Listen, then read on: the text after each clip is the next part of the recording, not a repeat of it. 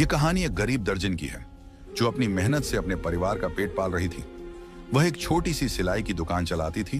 Welcome back to my YouTube channel. दोस्तों कैसे हो आप सब? बहुत दिनों के बाद फिर से दोस्तों वीडियो बनाने का मौका मिला है। क्या करूं, काफ़ी व्यस्त हो गया था। टाइम पास बिल्कुल नहीं करूंगा। लाया हूं मैं एक ऐसा वीडियो जिसे देखकर भाइयों आपकी रूह कांप जाएगी। ऐसी स्टोरी है, वीडियो बिल्कुल मिस नहीं करना। स्टार्ट करते हैं वीडियो बिना किसी देरी के। ये कहानी एक गरीब दर्जन की है जो अपनी मेहनत से अपने परिवार का पेट पाल रही थी। वह एक छोटी सी सिलाई की दुकान चलाती थी और पूरे मोहल्ले में उसकी सिलाई की खूब तारीफ थी। उसकी सिलाई इतनी बेहतरीन थी कि गांव की सबसे अमीर जमींदार की बेगम भी अपने कपड़े उसी से सिलवाती थी। एक दिन उसने देखा कि उसकी बनाई हुई सिलाई किए हुए कपड़े तैयार थे, लेकिन जमींदार की बेगम ने उन्हें लेने के लिए किसी को नहीं भेजा। घर में उसके अब्बा की तबीयत बहुत खराब थी और उसे उनकी दवाइयां लानी थी। वह कपड़े लेकर खुद हवेली पहुंच गई। वहां जाकर उसने देखा कि बेगम साहिबा अभी तक नहीं आई थी। वह 1 घंटे तक इंतजार करती रही। फिर आखिरकार बेगम साहिबा सीढ़ियों से नीचे उतरती नजर आई।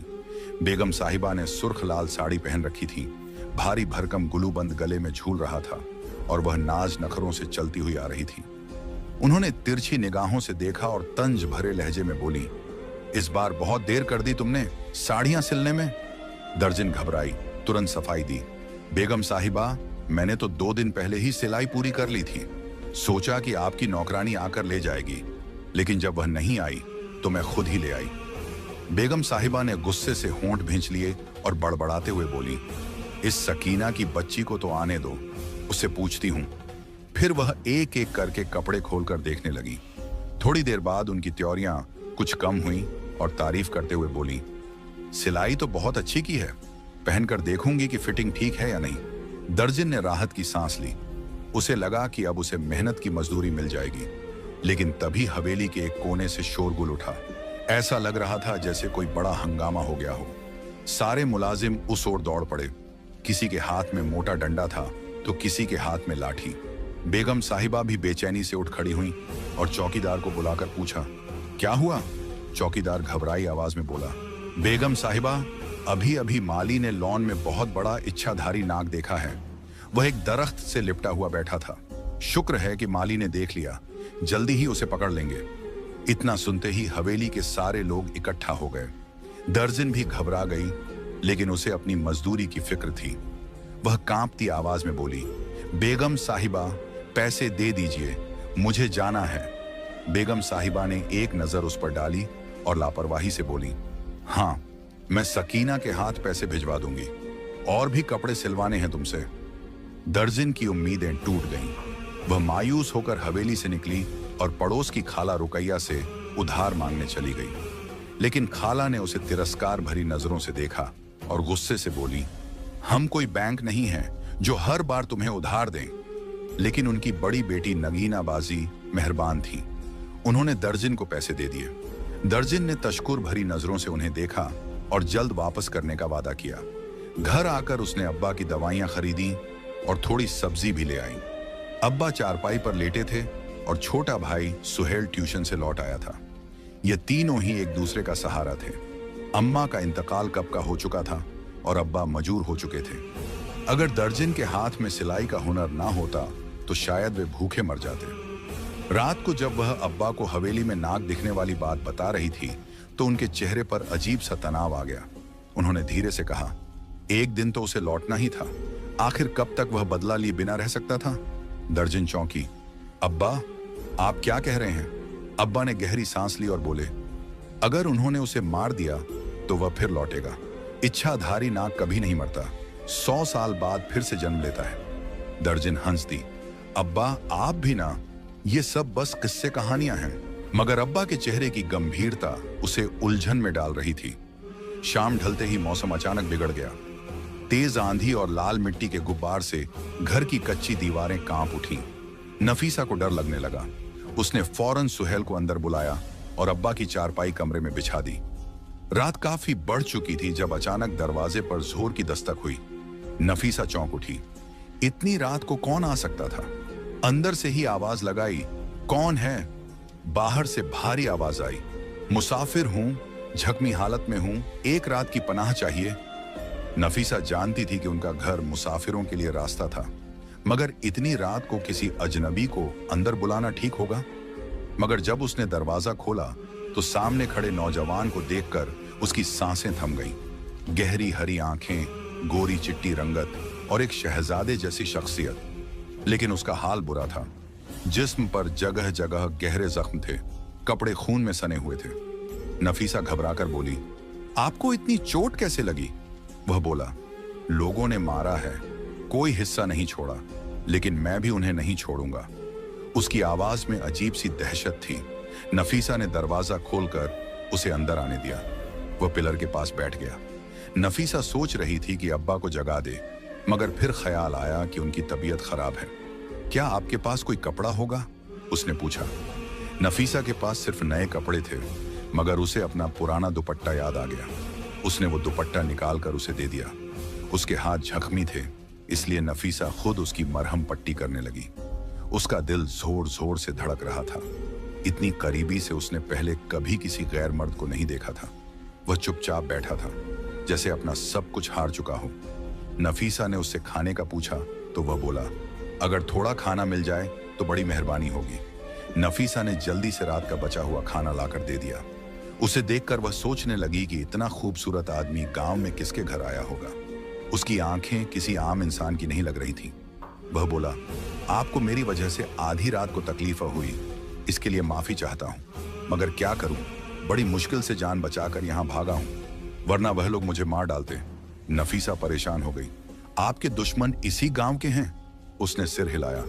मैं ज्यादा कुछ नहीं बता सकता, मगर आप मुझ पर एक एहसान कर सकती हैं। जब तक मेरे जख्म ठीक न हो जाएं, मुझे इस घर में रहने दें और किसी को मेरे बारे में मत बताइएगा।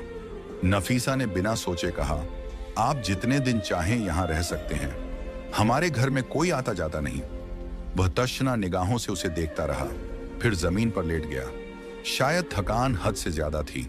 नफीसा भी उसकी तरफ देखते देखते सो गई। सुबह जब उसकी आंख खुली तो वह घबरा गई। घर में उस अजनबी का नामो निशान तक नहीं था।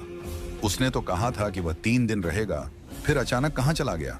यही सोचते हुए वह अब्बा और सुहेल के लिए नाश्ता तैयार करने लगी, लेकिन उसका दिल बेचैन था। जब उसके अब्बा ने अचानक उसे आवाज दी, उसने चाय का प्याला रखा और उनके पास चली गई। अब्बा के चेहरे पर हैरानी थी। ये सहन में अजीबोगरीब निशान कैसे हैं? अब्बा ने गंभीर लहजे में कहा। नफीसा ने उनकी निगाहों की सीध में देखा तो सच में फर्श पर अजीब से निशान थे। उसने अनजान बनते हुए कहा, अब्बा न जाने किस चीज के हैं, आप ही बताइए, आप ज्यादा तजुर्बेकार हैं। अब्बा ने गहरी सांस ली और बोले, ऐसे निशान तो खेतों में दिखते थे जहां नागों का बसेरा होता था। लगता है यहां से कोई नाग रंग कर गया है। अब्बा की बात सुनकर नफीसा के चेहरे का रंग उड़ गया, लेकिन अगले ही पल वह हंसने लगी। अब्बा, नाग हवेली में था, यहां नहीं। आप मुझे डराने की कोशिश कर रहे हैं। अब्बा ने संजीदगी से कहा, डरा नहीं रहा बेटा, मैंने अपनी जिंदगी में बहुत कुछ देखा है। ये निशान मुझे नागों के ही लगते हैं। नफीसा ने उनकी बात को हल्के में लिया, लेकिन उसके मन में कुछ सवाल उठने लगे। वह मन ही मन किसी और के बारे में सोच रही थी। आखिर वह कौन था? कहां चला गया? काश वह दोबारा लौट आए ताकि वह उसका नाम पूछ सके। इस बेचैनी के बीच उसने पड़ोस की खाला के बेटे की शादी के लिए कपड़े सिलने शुरू कर दिए।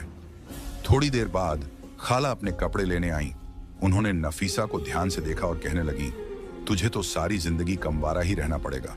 नफीसा हैरानी से उनकी तरफ देखने लगी। खाला ने ठंडी सांस भरी। देख, एक तरफ तेरा बाप मजदूर है, घर में खाने को कुछ नहीं। तेरा छोटा भाई अभी बच्चा है, ऐसे में तेरी शादी कैसे होगी? नफीसा ने धीमे स्वर में जवाब दिया, खाला, मुझे शादी की कोई जल्दी नहीं। मैं अपने अब्बा और भाई की जिम्मेदारी उठा लूं, यही मेरे लिए काफी है। खाला ने उसके सिर पर हाथ रखा। अल्लाह तुझे हिम्मत दे बेटी, लेकिन तुझे देखकर रहम आता है। नफीसा ने उनकी बातों पर कोई जवाब देना जरूरी नहीं समझा। उसे इस तरह की बातें सुनने की आदत हो गई थी। शाम को सुहेल ट्यूशन से लौटा और कहने लगा, बाजी ट्यूशन वाली फीस मांग रही थी। नफीसा ने उसकी तरफ देखा और सिर हिलाकर कहा, 1-2 दिन में मिल जाएगी। उसे मालिक पर गुस्सा आ रहा था, जिसने अभी तक नौकरानी के हाथ पैसे नहीं भिजवाए थे। शायद उसे फिर से जाना पड़ेगा। रात के वक्त जब वह कपड़े सिलाई कर रही थी, तभी उसके पीछे से एक धीमी मगर जानी पहचानी आवाज आई। कैसी हो तुम? वह चौंक गई। उसने गर्दन घुमाई और देखते ही उसके होश उड़ गए। वही नौजवान उसके सामने बैठा था। नफीसा घबराई हुई बोली, तुम अंदर कैसे आए? उसने दरवाजे की तरफ इशारा कर दिया। दरवाजा खुला रह गया था। नफीसा के पैरों तले जमीन खिसक गई। उसने तो सुहेल को ताकीद की थी कि दरवाजा अच्छी तरह बंद कर दे। घबराते हुए उसने जल्दी से दरवाजा बंद कर दिया। तुमने कहा था कि 3 दिन तक यहीं रहोगे, फिर कहां चले गए थे? नफीसा ने पूछा। नौजवान हल्का सा मुस्कुराया। तो तुम मेरा इंतजार कर रही थी? नफीसा को उसकी बात पर शर्मिंदगी महसूस हुई। शायद उसने उसकी बेचैनी को भांप लिया था। फिर उसने धीमे लहजे में कहा, मैं तुम्हारी भलाई के लिए ही चला गया था। अगर इस घर में किसी ने मुझे देख लिया तो मुश्किल खड़ी हो जाएगी। नफीसा उसे देखते हुए बोली, क्या तुम्हें कुछ खाने के लिए चाहिए? नौजवान ने हाँ में सिर हिलाया। अगर थोड़ा सा दूध मिल जाए तो। नफीसा ने बिना कुछ कहे अब्बा के लिए रखा हुआ दूध लाकर उसे दे दिया। उसने देखा कि वह दूध इस तरह पी रहा था जैसे उसे इसकी सख्त जरूरत थी। दूध खत्म करके उसने खाली प्याला लौटाते हुए कहा, तुम बहुत मेहरबान लड़की हो।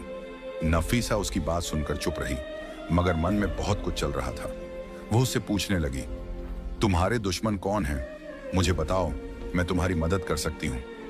नौजवान ने नफीसा की बात को टालते हुए कहा, नहीं, मुझे अपना बदला खुद लेना है, बस थोड़ा वक्त चाहिए।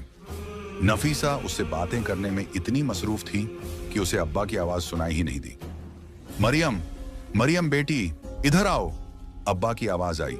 नफीसा घबराकर उठी और अंदर चली गई। अब्बा कहने लगे, बेटा, इतनी देर से देख रहा हूं, बाहर बैठकर किससे बातें कर रही हो? तुम्हारी आवाज तो साफ सुनाई दे रही थी। नफीसा का दिल जोरों से धड़कने लगा। उसने सहन में झांका, लेकिन वहां कोई नहीं था। वह कहीं चला गया था। जल्दी से खुद को संभालते हुए उसने कहा, अब्बा, किसी से नहीं, आपको वहम हुआ होगा। अब्बा बेचैनी से बोले, नहीं, मैंने देखा, ऐसा लग रहा था जैसे कोई तुम्हारे सामने बैठा है। नफीसा ने बड़ी मुश्किल से उन्हें समझाया कि उन्हें कोई वहम हुआ है। जब अब्बा सो गए तो वह फिर सहन में आई, मगर वहां कोई नहीं था। दोस्तों, आई थिंक आपको वीडियो पसंद आई होगी। और भाइयों, अगर आपको पूरी वीडियो देखनी है, स्टोरी पूरी देखनी है, तो भाई उसकी ओरिजिनल लिंक डिस्क्रिप्शन में है, वहां जाके फुल वीडियो आप देख सकते हो। बहुत ही बेहतरीन स्टोरी है और इनकी सारी वीडियो अच्छी होती है।